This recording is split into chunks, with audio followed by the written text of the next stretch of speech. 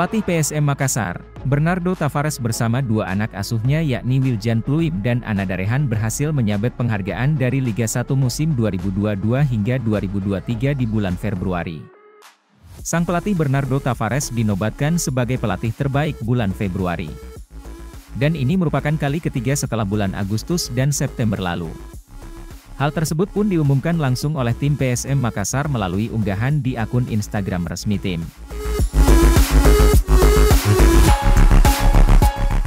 Sementara itu dua pemain lainnya yakni sang kapten Wiljan Pluim dan Ananda Rehan juga berhasil menyabet penghargaan individu di bulan Februari.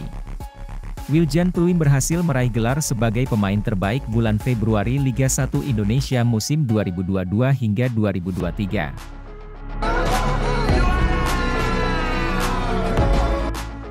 Sementara itu, Ananda Rehan meraih gelar sebagai pemain muda terbaik dan ini merupakan kali pertama bagi dirinya.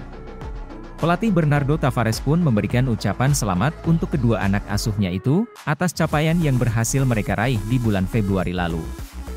Ia pun mengingatkan kedua pemain agar terus rendah hati dan menyebut apa yang mereka raih tak terlepas dari orang-orang yang berada di tim PSM Makassar itu sendiri.